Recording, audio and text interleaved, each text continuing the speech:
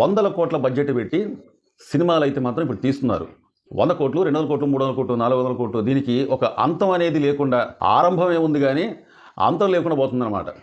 అంటే ఈ సినిమాకి బడ్జెట్ అనేది ఎక్కడ ఎక్కువైపోతుందంటే, మన తెలుగు రాష్ట్రాలలో కొంత సినిమా గ్రాఫిక్స్ చేసుకోవాలంటే వేరే వాళ్ళ మీద ఆధారపడాల్సొస్తుందనమాట. ఇటు 'బాహుబలి' సినిమా గావచ్చు, 'బాహుబలి 2' సినిమా గావచ్చు, 'సైరా నరసింహారెడ్డి' గావచ్చు, అట్లాగే 'త్రిబుల్ ఆర్' గావచ్చు, ఈ మధ్యకాలంలో రిలీజ్ అయిన 'పుష్ప' గావచ్చు, 'పుష్ప 2' గావచ్చు. ఇట్లా ఇంకా చెప్పుకోవాలంటే చాలా సినిమాలున్నాయి. ఇసంటి సినిమాలకు చాలా బడ్జెట్ అనేది ఎక్కువైపోతుంది. ఇది ఒక సమస్య అయితే, సినిమా హాల్‌లో జరిగే దోపిడీ. ఒక పాప్‌కార్న్ గావచ్చు, ఐస్ క్రీమ్ గావచ్చు, సమోసే గావచ్చు, సినిమా హాల్‌లో అమ్మే చాయే గావచ్చు. విపరీతమైన రేట్లు. సైకిల్ నుంచి, 2 వీలర్స్ నుంచి, 4 వీలర్ దాకా ఈళ్ళు ఏసే ఛార్జీలు.